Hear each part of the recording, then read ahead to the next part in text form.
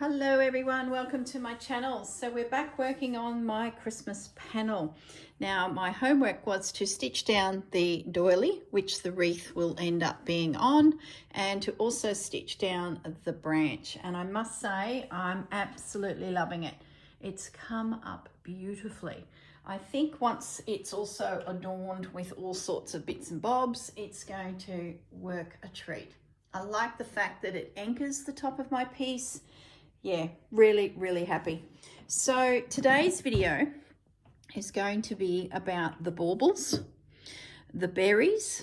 Oh, I can see a pin still in there. Let's get you out while I sight you, otherwise you get forgotten. Gotcha. So yeah, where was I? The berries and the leaves. So it's going to be filmed over a few days because there's a lot of work that is going to go into creating the 9 little decorations, and also the leaves and the berries to go on the branch. And I also want to underlay and add in elements of this fabric here up into that top section. So there's a lot going to be happening. All right, so let's begin. Firstly, I'm 99.9% sure hexagons are going to be the decorations. And this little guy, this monogram C, is the first to kick it off. Now, where are my scissors? So let's grab those. This is a French inspired monogram that I picked up in a French store down in a little country town. Can't remember the name of the town. I think it was Drysdale, but not sure. With Susanna, and the lady was selling them with or without lavender sashes in them. So what I want to do is I want to needle turn this onto there. So in the previous video I put a template on there and drew the line. So that's my finished line. So if I was to use a cardboard template like one of these, that would be my finished line. So when I cut this out, I need to cut it with a seam allowance that turns over. Don't stress about this, it's not really old. I think it was like $5 or something. And I've got 2 of them, so maybe I might make a lavender pouch one day, who knows. So this is a definite bauble and an easy win. Now I will at some point move my setup to my table because it's a lot easier on my back if I'm not, stooping here. So this little guy will be pressed, folded, stitched into position. Because it's heavily starched, it's certainly holding its own. Now I can see those folds, so if they still peek through due to the thickness of this fabric, I may need to slide in a little piece underneath. Let's see how she sits.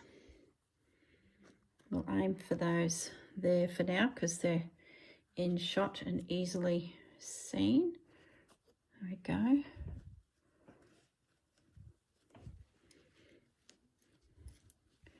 Yeah, see, I can see the folds peeking through. I don't know if you can. So what we'll need to do is I'm going to lay in there. I might grab that fabric back because that was what was underneath. So what we could do is draw ourselves another hexagon, trim it out, and that can just slide in. So that will take care of disguising those folds. So it's like inserting it. So that's one bauble. Now I have a few ideas for the others and then no ideas for the others. So like I said, this is going to be over a few days because I've been looking forward to doing these baubles. And I'm pretty sure they're all hexagons. I think I've already said that. I will grab my vintage yo-yos while we're chatting here and just road test a couple, but I think I'll just stick with the hexagons. I want them to stand out. And in my mind, so if that goes in there before I stitch it down, that will give us a stronger white and hide the fact that there's those turned edges. So consider bauble number 1 figured out. So let's just pin you two together and consider that as one of the baubles. Now, the next one I want to make out of some fabric. Now this is my mother's little dress. Now she was an itty bitty thing, not like her daughter. She was a tiny little girl, and this fabric is just beautiful, and she wore and wore this little dress. And when I was cleaning out Dad's robe, I spotted it there and I thought, you know, that is just the best colours for anything that I do, from reds to ochres to you know, different tones. I don't have blue, but I do have some of these colours.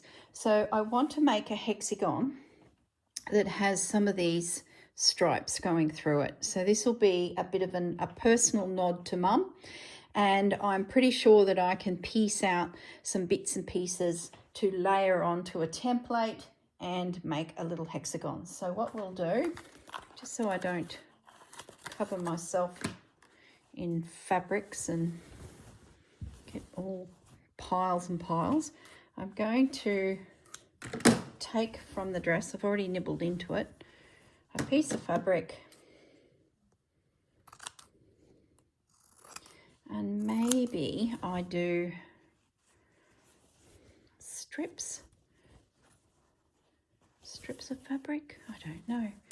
Take a slightly bigger cut. I've just had an idea actually for some other project, but I won't say because it'll be all out of alignment with time. Oh, it's all well and good filming ahead, but one needs to be very careful, otherwise she'll let slip something that's coming. Too funny. All right, that is good. So now I can pop that away, safekeeping. So that fabric will appear somewhere on a hexagon bauble. I'm just folding it up because I really want to just tuck things back into cupboards and not just make a hang of a mess. So let's play with that. In my mind, I'm thinking strips of the fabric and slow stitched. So we'll see what comes of that. Let's put those two together. I might grab a clip.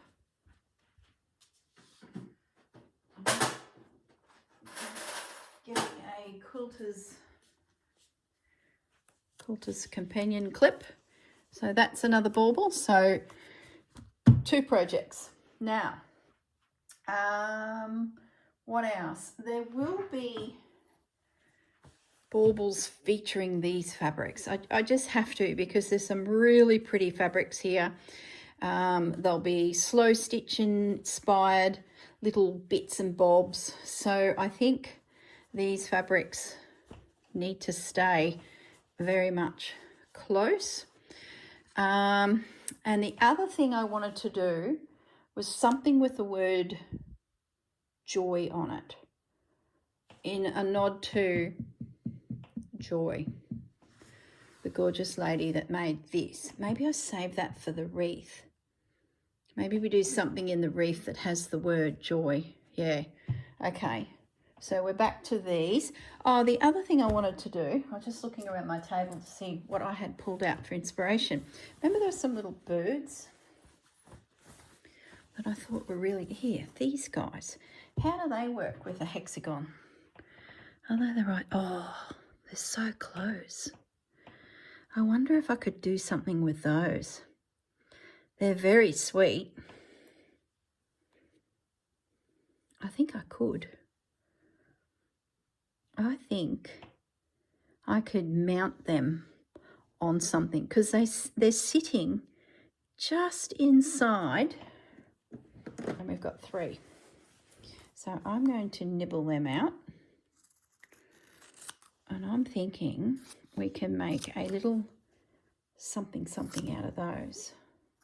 Don't know what yet or how, but maybe they get mounted and then stitched. I just think they're really sweet. And I haven't got a lot of birds on here yet. Well, none to be precise.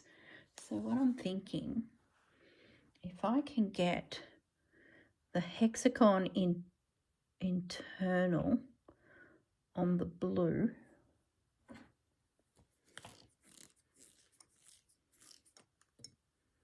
let's have a little look.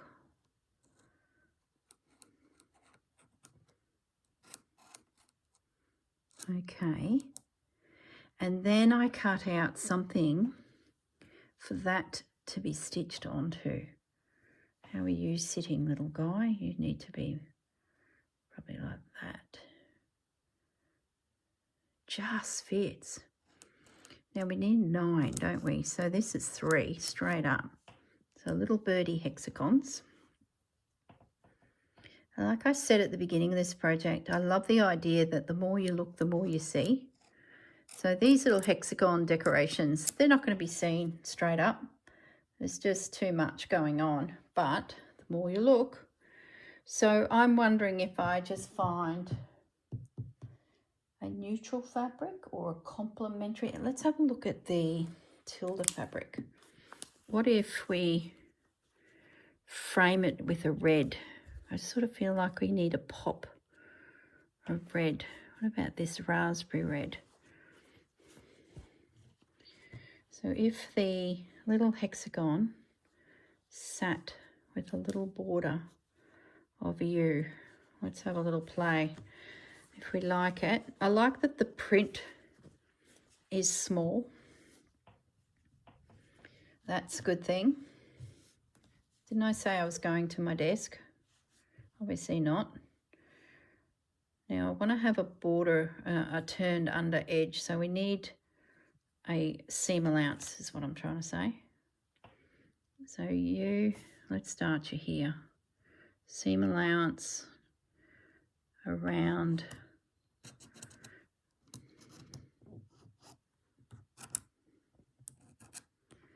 so that's our hexagon. We'll fold that in half, allowing for that seam allowance. Oh, it's just we can make it work. And it'll be needle turned onto the work, or onto the runner. I think by needle turning it, look, more birds. We better pinch those birds. Gaz has just come through the sliding door, so he's thinking, there she goes again. She's yapping away to you lot. So let's fold that back. Of course, I'd need one more. I'm just going to go for it. I'm going to assume the red's the right colour, guys. I'm pretty sure it will be. Small print, opposite, but within the family. You know, it's in those tones. Okay. So our little bird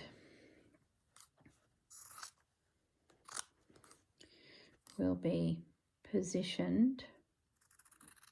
Just going to cut slightly past the line because it is a wonky line. So I just want to give myself a little bit of wriggle room, like so. So there's our little bird.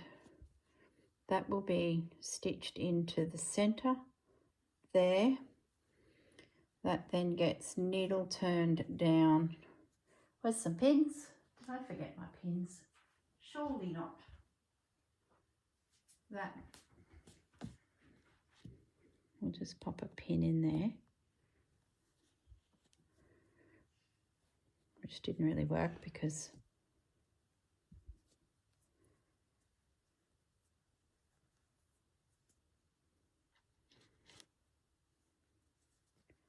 Let me just give you the idea anyway. So it'll give us a border around it of the raspberry. And then the little bird will be appliqued in there as well. Like it's crooked little bird, but I think you guys get the general gist. But at least we can lay it into position and see. So we've got 3 clusters of 3. So we've got 3 little birds here. So that's perfect. There'll be one of these in every location.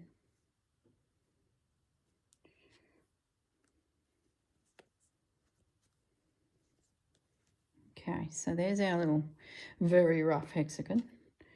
Let's just, I knew if I sat down at the desk I'd be more detailed about this, but we'd be here forever too. So I think you get the general gist. We've got ourselves a little hexagon with the little bird inside, and there is potentially another little hanging bauble. All right, so you are a go. Remaining birds, I do need another piece of fabric for the 3rd one, don't I? So let's just trim that out now.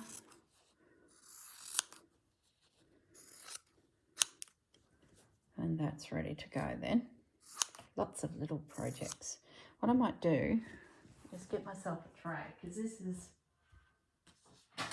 quickly becoming a pile that it'll be things lost. So birdies, bases, project 1. You are good to go. Project 2, and you just need to be stitched. So there we go. Now, it's possible that I could get 3 baubles out of that there. But we'll see. We'll see if I absolutely love it. Maybe I just want the one. You know what I mean? Maybe it's just a special little feature and it's 1 bauble instead of filling up the space with all of them. Now, I did consider doing some text baubles. Now, in Rachel's fabric, there's text. So I thought, I'll just grab a random piece. I thought maybe we could play with the idea of having some text within a bauble. When I say bauble, I mean hexagon. But I don't know. Just don't know. I think I'd rather capture some of the tilde fabric, to be honest. Let's have a look at some of those. Like, I really love these prints. So maybe I wait to the end and see how the colours are going. So let's say this little combination is together. Well, is that the right colour for that set of baubles? So that's what I'm sort of thinking. The tilde fabric isn't really up the top yet. So it's possible that as I lay them out, that dictates which tilde fabric becomes the little bauble. See, that to me looks insipid. It's just not right. That first one is just beautiful. I like that. So I have a feeling there'll be tilde. What's everyone woofing at? Must be someone walking. It's the afternoon. It's like a Sunday afternoon here, so all the doggies will be out walking. So that's where I'm at with the baubles. Trim. Now, I have with me here a container of trims that I plan to fossick through when it comes time to attach baubles. I'm going to go around the other side of the table. I'm leaning in. I'm leaning across, and those 3 baubles there you guys can see. Yeah, I'm wanting to use some of my trims to capture baubles and hang them. I won't know what trims until I know what bauble is going where. But I thought I might just show you, what are those doggies woofing at? Show you in advance what I'm sort of thinking. So let's say that's the trim rickrack, and it might be best suited with the white. See what I mean? I've even got some sewing tape. So I could, no, don't like that. Oh, I like that. This is a vintage piece. So something like that might work with maybe even a bird one. So that's where I'm heading with attaching them. I'm not going to do bows and things on the top of the baubles. I just think that's too much. I'll be looking at, you know, all sorts of different bits and bobs that suit. Like there's that suit my piece. So they are, look, singing birds. Oh goodness me, there's just not enough hours in the day to play. So yeah, I do have, I think, plenty. You watch that white, what are you doing in there? Like the white pom-pom trim will turn up miraculously. Oh, look at that. There's even a little trim with houses. Gosh, I still haven't done anything with that. That was like something I got in America, and it just was like sent my mind into overdrive. Let it dangle out and it might just catch my eye. So in addition to that container of trim, like when am I ever going to use that? Seriously, like how does that even get here? Because I love it. I love it. Now this container are things that I've picked up in France when I was there. So I was hoping there might be something in here as well that could be used as a trim, but maybe there's not. You never know. So, all right, that's where we're at with trims. But those decisions can't be made until we know what's happening with hexagons. Now, let's put the whole hexagon thing away. Let's put that tangerine. You see, you go looking for a colour and you can't find it because it's at the bottom of the trim bucket. You know, I tell you. All right. That, yeah, that can stay because I still want to talk about that. All right, that's my hexagon project. I will get back to you on how that goes forward. Now, the foliage, we're back to the branch now. I have been searching everywhere for different ways to make a leaf, and I've come up with this. It is from a video where they've used satin ribbon, cut the satin ribbon a certain way and ruched it. Now they then get their lighter out and seal the cut edges of the satin ribbon. An old technique. I've seen it applied as a leaf on lots of different embroideries, and I thought, you know, I wonder if we could do that in our slow stitch world. So I got some scrap fabric and I created these two leaves. I'm yet to make them myself out of some greens, and I also want to do some pony beads. So these are what they call pony beads, where you wrap red thread through them and they become berries. So picking up on my fabric, see how there's lots of little berries everywhere? I'd like to do that on the garland. So I'm going to move back to the desk and show you how I make these leaves. But before we do, I just want to have one more thing I want to play with, is this fabric. So I'm now going to put all of that over at the desk and we will move there shortly. Now, this piece, what I want to do is, as Kate would say, harvest some roses out and add them to all of that up there. And this is the end of something here. So I'm going to just take that for a wee moment. And no doubt it is way too big, but I do want to try and fiddle around with it a little bit. Put all threads all over my work. So the thought is that I fussy cut out, where are my little itty bitty sharp scissors? Oh my goodness. What have I done with them? By my chair, of course. Sorry guys, I'm back.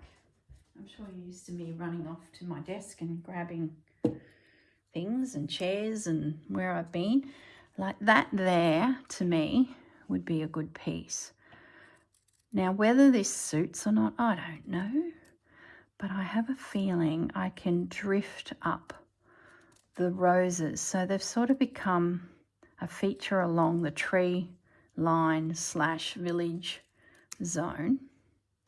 They peek in around the gift boxes, if you remember when I added some. And I sort of feel like the top would benefit from some of these going in. So that's the plan. Before I get too carried away with leaves and clusters of berries, I need to see where these are going to fall. And I guess that will help work out how many clusters of berries and leaves I make. Like I said, this video is going to be over a few days because there's hours of work making baubles and those leaves. I looked at bringing felt leaves into it, which is a bit of a go-to for me, but it just didn't feel like the felt made sense. It sort of, I don't know, stuck out a bit. So I thought, well, if that's the case, go back to the tilde and make yourself a leaf, which I will show you. I'll make a leaf. If you guys want to try it, you might find it's something new to add a collaged raised effect. And I think my branch can handle it because it's very lumpy bumpy. So that's why I was not afraid of just putting a few little carefully placed stitches in amongst all that sari silk to keep everything, you know, in position. Now it's possible I get to the end of an hour and I haven't really completed a great deal, but we still have time. So you might find that on my next video, I've added more and more. So, you know, when I planned this project, I allowed a week free for catching up. And it's little projects like this that potentially may need that extra time. You know, I might decide to monogram a hexagon bauble. I don't know. Haven't thought that far. And that'll take time. Now, that will either get separated or we'll leave it. So let's go to the top. Well, I will. And what I'd like to look at doing is adding it in as if the roses are part of the tree, like it's the tree itself, like that. Yes, yes, yes, yes. Now, where's our little bits? Is it possible to pull out something else? That rose is very much part of a cluster, but I'm wondering if I could sneak it out. I'm just going to stop and see if you can see my hands. Yes, Fudgy. Meow meow. He was asleep. He's just hopped up, had himself a little drink. And now, of course, he's like, what are you doing, Mum? Are you talking to them all again? Yeah. That there is cut off, but we could be sneaky and have it appear like it's behind the branch. So it's just about finding that right spot to utilize what you have. I think we'll cut in there to make that feel a little more dainty, like chopping a bit of that background out.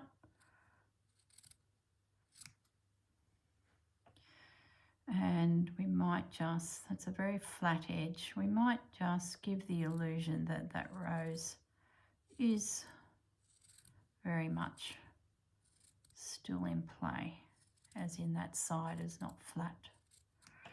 Okay, let's get all those bits gone. So we have another rose with a potential dainty little piece. Let me just pop that in the bin, those bits, and we'll have a play with it. I'm not sure if you guys are getting the absolute best angle, but I'm sure you understand. Now, I'm thinking if that tucked under there, it would look like there is a bud. It will interfere with this drop. I do like the fact that it looks connected there. Where else could we use you? If that wound back that way, that could go up there. I do like that. That's not a bad option. What if,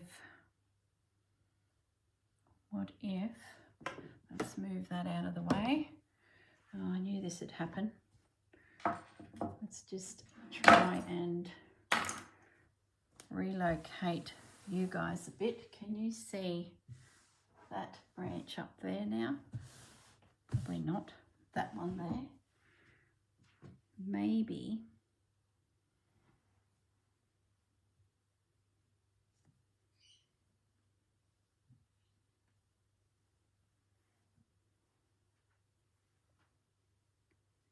what if that went under there and that went under there?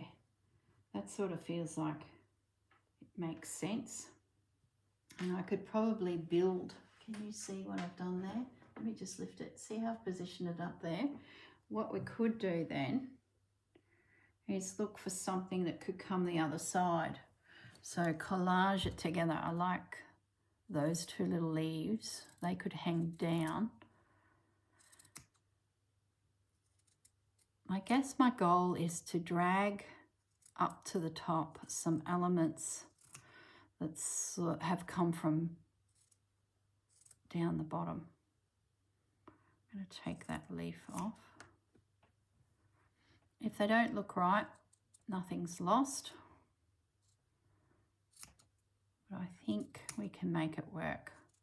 We just got to think about the position of things and how we disguise. You know, I could go and find a pink bud and have one that's whole, but you know, that's no challenge, is it? Okay, we've got another flower. So if another flower was to sneak in there, that looks like it's something. Let me show you. That looks like it's something up that top corner. Okay, so I'm going to pin that because I don't mind it. So it gives it a bit of a frame. If the sari silk is in my way in any way, I can always release the stitch and allow it to sort of nestle a little bit better. So we've got something up there.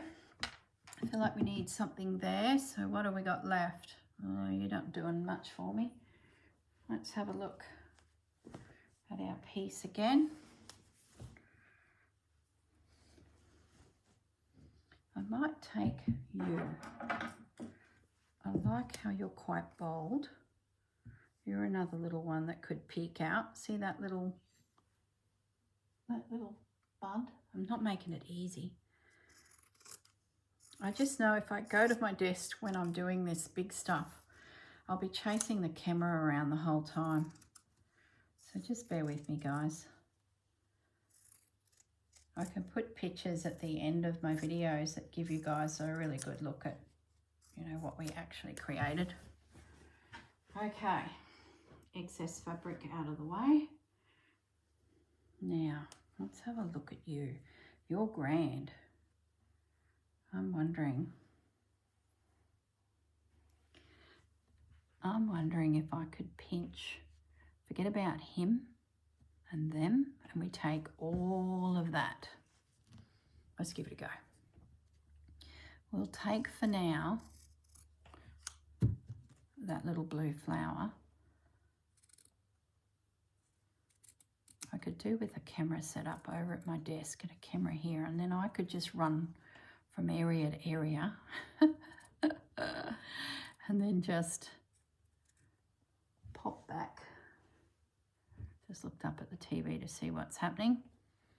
Where are we going here with this? Maybe I'll just, yeah, meow meow. So you're going to jump up.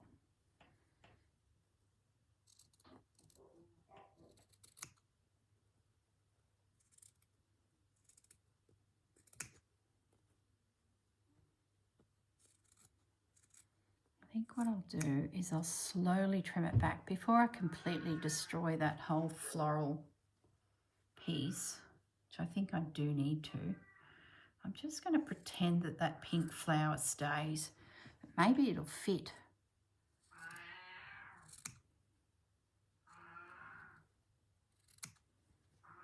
And this will have that red, mama, mama. This will have that red top stitching around it like I did the other. I think those little flowers there will need to go. It's still quite large. So I think, here comes the fudge. Hey, buddy. Was that you saying, I'm coming up, Mum, move everything. Please make way for me. Yeah, I thought it might have been. You're very much part of it all, aren't you, buddy? Mm-hmm. Are you talking to us, Fudge? Yeah. Did you hear that? He said yes. Fair enough. Can you see him? Yeah, he's sitting there. He's doing his fudgy thing. You will get sick of it, but buddy, you know this is not really your jam. But you will say hello. And then you'll mosey on. What's the odds that this flower is going to need to go right where you are sitting, my little furry friend? Are you going to move? Is he going to jump down now? Nope. Are you going to hop down? Oh, can you see that? He's kneading his head against my shoulder.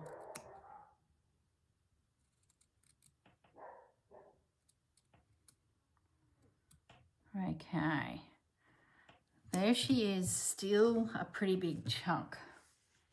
Can the piece handle that? Oh yes, it can. Oh, I love it. I love it. You are going there. Fudgy, do you like that? I wonder if my leaves I plan to make are actually going to suit this. Maybe they go on the wreath. That's quite possible. But we'll make that decision another day, my furry little friend. Okay, so let's pop that down on the floor where I'll trip over it in a few minutes. This side's looking great. This needs more. So I'll go hunting for a flower for here that is up. And I really feel like I need something coming down here. But that'd be about all I'd put on. One over there where my hand is and one here. Okay, but Fudgy, that's pretty good. You know something else we haven't considered, my friend Fudgy, are those birds we pulled out on day dot. They could go on. No. Do you like them? No? I don't either. Okay. All right, guys. I'm going to pause the video there. I'll look for more roses and get them stitched in. And I might just relocate to the desk and I'll show you how we make those leaves. And then we'll decide whether they suit the trees or those roses are enough. And we potentially, oh, fudgy, pop the pussy down. We potentially use the leaves on the wreath. We'll see. All right, I'll pause the video and be back in a moment. Okay, I'm back at my desk with my bits and bobs. So these little leaves, now what they did is, remember it was a piece of satin ribbon, right? And we're using fabric. So I've just guessed a size. Now size-wise for me is 13 centimetres or 5 inches. And the width just is 1.5. Now, when I made my sample, I just got a jelly roll and cut it in half. And I thought, well, that's a good start. And inadvertently, they actually turned out the right size, I believe, for my piece. Now, you can adjust that, of course, to suit. What they did, I hope I can remember this because I made these about a week and a half ago. I thought, oh, they'll be good. As I've placed those roses down, I sort of get a feeling that maybe these will be on the wreath. Either way, there's a bit of work to do to construct them. So why not start? So I need needle and thread because you're going to do a little bit of stitching. You could do it on the sewing machine, this first stage, but, you know, I don't think it's too hard. We can do it. So now, how do we do this? Right sides together at the fold end. So this end, cut yourself off a V. Now, how was the V? Was it like that or like that? Oh, I can't remember. Let me just see. Just like that. Okay, so you're going from the bottom, probably doesn't matter, up to the top of the fold. So if you remember that, so now we've got two pieces, no longer a fold because it was there, and we need to join this. So just doing a little running stitch. The first one I did an overcast stitch, and then I thought, no, well, I could just do a running stitch. Do we need to go to the whole palaver of an overcast stitch? The only thing I'd say, it's going to bring it up to the camera, is make that that running stitch, joining them, the tiniest little seam allowance you can. And I'm thinking that is 1/8 of an inch. So very, very small. It's not 1/4 of an inch, it's 1/2. So 1/8. And just rock your needle through. Now your fabric will fray. If you don't like it to fray too much, have your art glitter glue handy, which I do, or some form of white glue or whatever you want to use. You could probably even use hairspray. I don't know. That just popped in my head. I don't know if it'll work, but it would stabilise things and knot it off. Okay, I hope I've got this right. If I haven't, I'll pause the video, refilm it, and you'll never ever know that I jiggered it up. That angle that I cut was the bit that was worrying me. I think we're fine. Okay, so that has become the point of my leaf. So that top point there, all right? That's the edge that if you did want to put some glue along there with your art glitter glue, probably do it now because it's a little bit easier to pop it on and let it dry. The next thing we're going to do, let's assume we've done that, is put a little running stitch through here. But before we do, we're going to trim it the same as we did before with an angle cut. So now when I open it up, we've got that shape. And that running stitch I was talking about starts over here and goes all the way down, up through the V and out the other side. When you do it, make sure you anchor your thread really well, because you are going to gather in that edge. So a good knot. And then I would do a couple little back stitches there, because it'd be nothing worse than pulling it all in and it becomes loose there. You want that to be anchored. So two little stitches.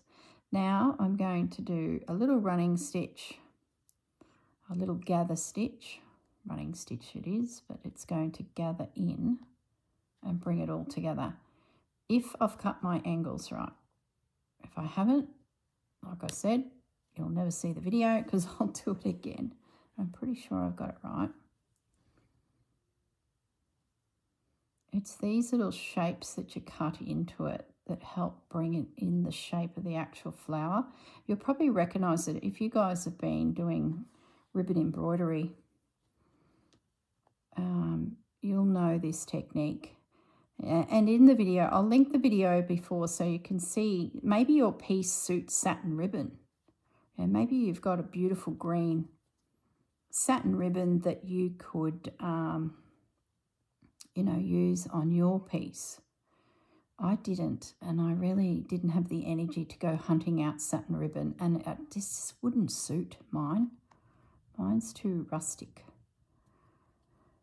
But maybe yours would. So watch the video, and you will need a cigarette lighter because they sear the end of the ribbon to stop it from fraying.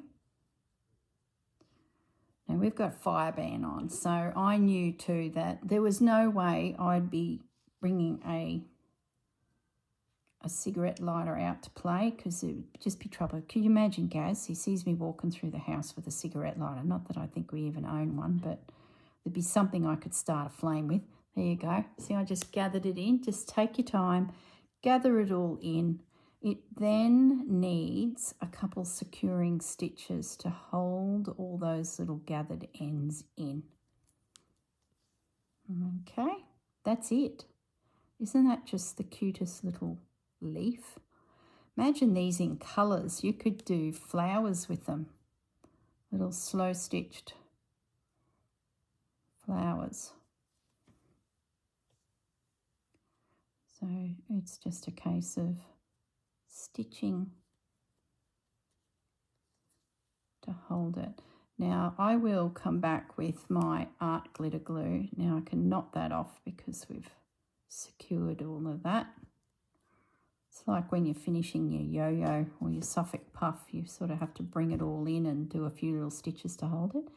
There you go, look at that. One little leaf. Isn't it just gorgeous? So just again to get your cuts right, it was 5 inches by 1.5, right sides together. It's folded here, and that first cut goes through from the bottom up to the fold. Why have I got a pen that doesn't work? All right, gets cut off, gets rejoined with the stitch. Let me just zoom in a little bit more. Then you spin it around and you put a second cut over here, but you're not joining it, because once that's joined, it opened out and you had a new shape here because of that fabric missing, and you're doing that running stitch through down the side to the center, out back to that edge and back up to the corner, and then cinch it in. And don't forget to, when you're doing that last row of stitching, that you put in those few extra stitches. So let's do another one. We've got time. I haven't used this fabric yet. My thought was these two looked good. Remember a couple videos I was swinging around these two fabrics, thinking that they would be something. This is what it was about. It was making some of these little flowers, not flowers, petals. So here we go again. Right sides together. We're getting rid of the fold. and we just eyeball it, chop. So now it's open. Now we need to fasten that off. Oh, the other thing I did with my prototypes is I left the thread on. I did cut that off, but I left the thread on. I thought maybe I could pick that up in my needle to go again. So something you might want to do as well. Okay, this, remember I said the first one I overcast stitch? See, that's it there. I did a little, come on camera, little overcast stitch, and then I didn't like it and I went back with a running stitch. And then the second one I made, I just did the running stitch. So it's up to you, but the running stitch is enough. Like, we'll be here forever if we're doing, you know, an overcast stitch first. I'd love to try these in colour. Maybe your piece would look good with little white flowers made out of vintage textiles. You know, the linen that we always have left over if we've taken out some embroidery or something. It's always textured. Maybe some little white flowers would look super cool.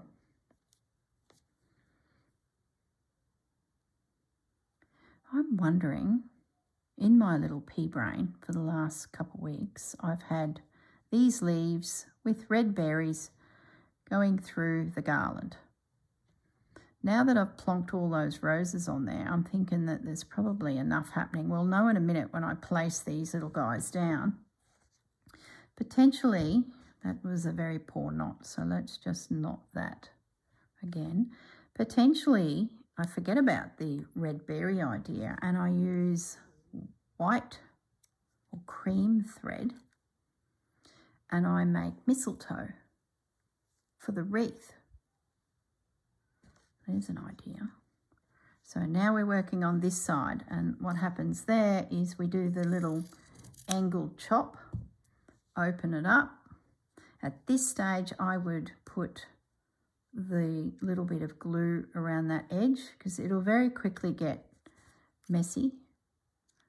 And you know my technique where I just go around with a little drizzle like so,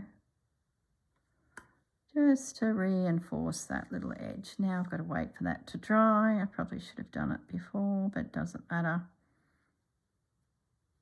It dries really quick. Let's do this little guy while we wait.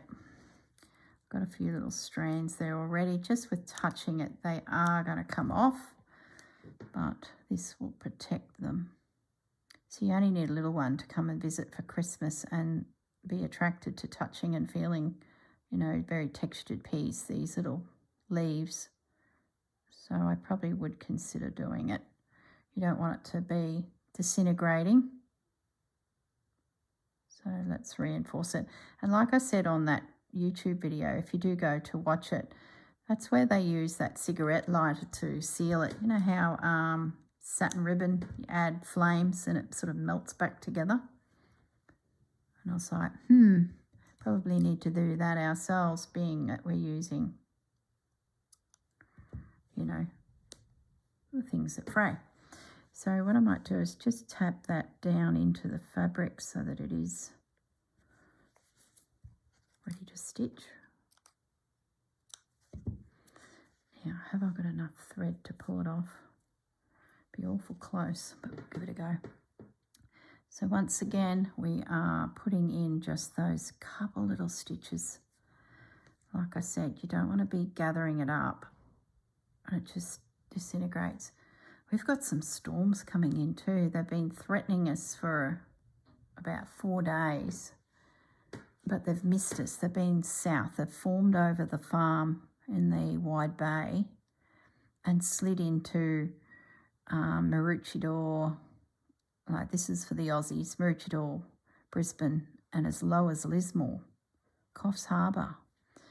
But today's the day that this storm bank that's been coming through may hitch a ride on a low pressure system that's hovering over us really high up and come down into us. But I don't know, it's getting a bit windy, gusty. That usually tells me that there's something brewing. I'm a bit of a weather fan.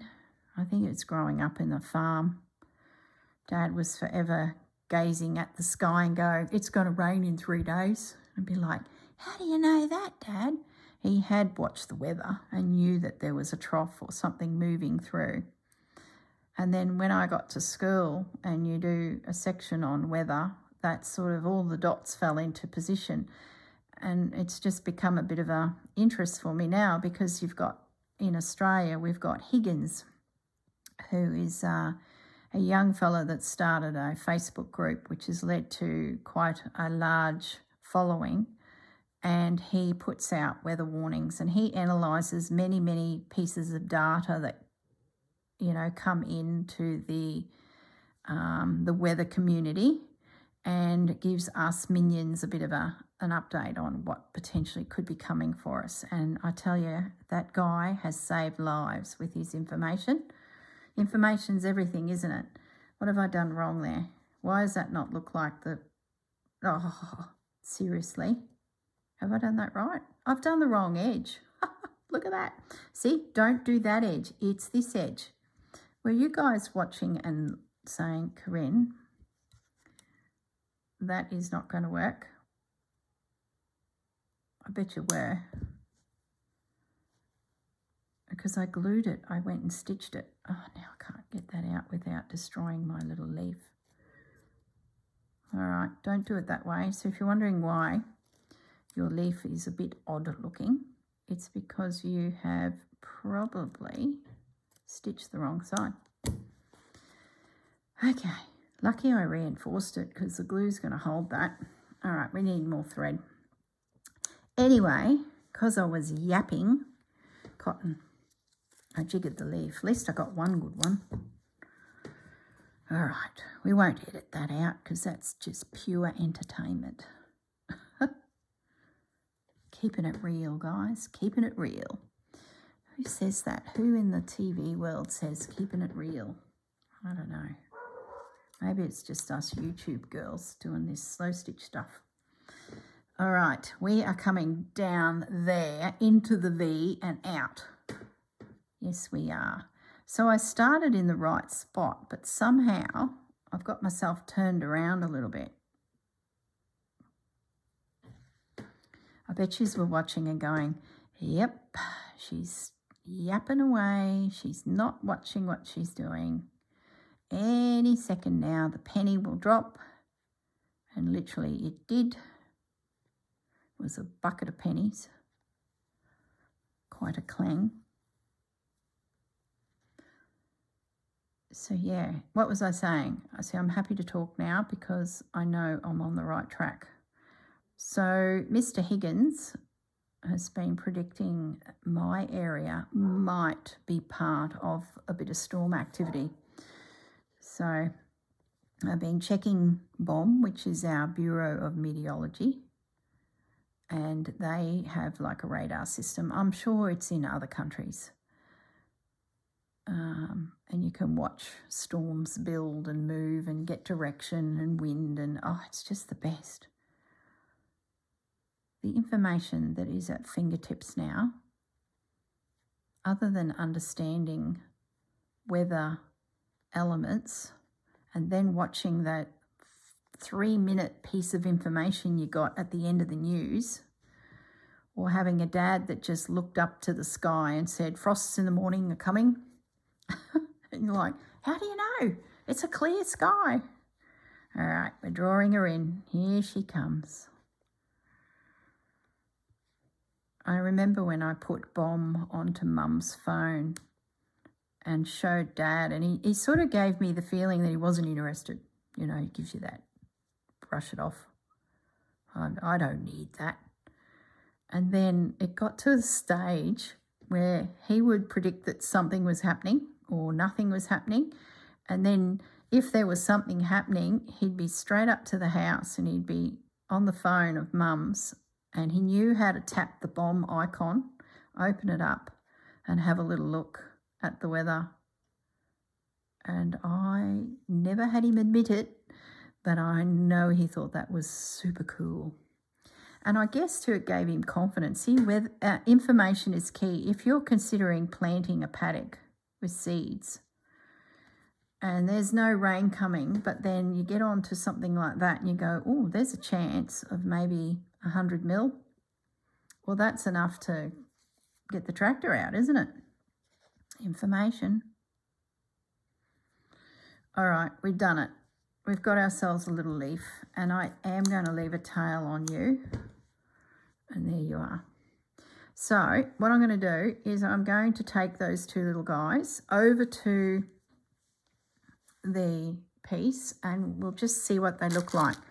These are going to be berries. Now, I won't demonstrate it, but all you do is wind your thread through the pony bead and until you get to the point where you cannot push your needle through the centre of that bead anymore, and then you've got yourself a little berry. Now, my decision will be, are they going to be white or red? So here we go. Let me just tidy up my little mess here, which I can now leave and make more leaves at my leisure. And put the stopper in the glue, girl, because you've now probably jiggered that. Okay, I'll pause the video and we'll head to the table and make some design decisions. Won't be a moment. Okay, we're back. Now the sun is really coming in now from that glass door of mine, so I hope you can see enough. We might just condense the piece down a little bit into view. And what we're going to decide is, do these little guys end up in little leafy clusters on there, or do they end up on the wreath? Now, in the last video, I decided that this is going to be the wreath. It's a combination of these two twines. Do we leave the branch with roses only and we use those on the wreath? Oh, I think we will. I think we will. Gee, I didn't expect that. In my head, there was going to be those. I think we're going to make this a rose bush. And what I'll do is I might go hunting more for these leaves. I see that piece there, and cut some more pieces out and work them and really rose it up. And this is going to be part of my bird, my owl, and then berries. And it'll look like its own picture in itself. Where's those pony beads? And I guess what we can do then is decide, are they going to be holly, you know, red, or do we go down the, you know, that they're more white mistletoe? Ooh, a decision for another day. But what I will do is make some leaves over the next few days. I'm going to wind some beads. Whoop. And in the next video, we will work on the wreath. Yeah, that's what we're going to do, guys. So where's my little tray? Because I've got hexagons to make, don't I? There's plenty to do. All right, let's get my tray. I think I popped it on the floor over here. I can fiddle around with leaves and pony beads now. Cut out some more of those elements, stitch it on, and when I come back to you next week, we will be ready to do our wreath. Very exciting. All right, guys, I told you there was going to be a lot in this video, and like usual, decisions to be made. All right, guys, look after yourselves. Have a great week. Enjoy playing with your bits and bobs. This is going to be a really fun. All right, catch you in the next video. Bye for now. Well, yes, I'm back. I know I said goodbye, but a day and a half has gone by and I've done some work on my baubles, and of course the flowers are all stitched down, and I just wanted to pop back and actually show you what I learnt doing my baubles, because it might be of a benefit to you if you are going to have a go at this style of draping these baubles down. So let's move over here first. There's my monogram bauble, and I've got a little bit of red stitching on the side using that braid. This little guy, you wouldn't have seen him. I ended up choosing the fabric that had some little critters showing on it. It hadn't appeared anywhere on my piece, and I thought this was a perfect opportunity to have, you know, a bit of a playful farm animals hanging on the bauble. So I don't know, it just resonated with me. A little bit of trim, and the zigzag came down to the little bird bauble. Now, the one thing to tell you is I tucked my trim over the beam and tucked it in from the top, so it looks like it's hanging over that limb. Most of them ended in behind the hexagon. This one I put on top. It's only little, so I thought it sort of looked cute there. Now let me go to the next set of 3, and I'll bring those into shot. You can see them there. So once again, we've got the deer and the goose. I just love the goose. It just was so cute. And then I chose this guy, and you've seen him. I used a lace to hang that. That braid is the reverse of a braid you're going to see in a moment. And then I had this vintage laundry label 45s, and I used that to hang that bauble. Now we'll bring you over to the final set of 3. So here's the bauble made out of my mum's little pinafore. Absolutely love it, just with a little bit of hessian string. That string sort of reminds me of the bales of hay on the farm. I don't know, it just seemed to fit. This little braid here, if you were flipping it, it looks like that little braid. So it's sort of a little red dot versus a little red thread through. So I thought that was rather cute. And my final one to stitch is the little squirrels playing. So I haven't stitched it because I want to show you guys just a couple of things I did to help create these. So I ended up using a template, placing it on the fabric. Now I think earlier in the video I was drawing the shape. Well, I ended up getting the templates and then folding the fabric over, and where the fold happened, I put a little bit of glue to hold it.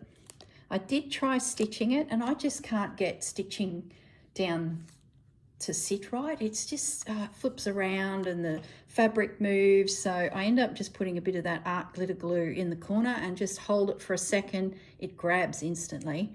And then once that's all glued around, I just manipulated it and popped out that. So no glue touched this.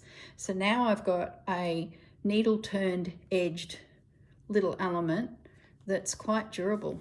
And then it was a case of popping it into position. So I stitched my braid down first. A little bit's going to disappear underneath the bauble, or it could go on top of the bauble, whatever you want to do. And then I found that if I put a pin at the top and a pin at the bottom, it kept it level. Because my piece is so big and I was wrangling it around on my lap, baubles were swinging everywhere, literally. I then used a really fine needle, really fine, and sewing machine cotton, and just stitched it down as if I was doing needle turn applique. I absolutely love them with that folded edge. It's just made them, I guess, feel a little bit dimensional. Everything else is raw edge and furry and frayed and, you know, looking gorgeous. And I just felt that that was, yeah, just suited it. I can still see my black pen there from where I was drawing. So let me just grab my iron. I've been going around the piece and touching it to get rid of the black friction pen while I see it. It'll get to a point where, you know, there's so much to look at that I won't see those little details, and it'll be sitting there on that coffee table.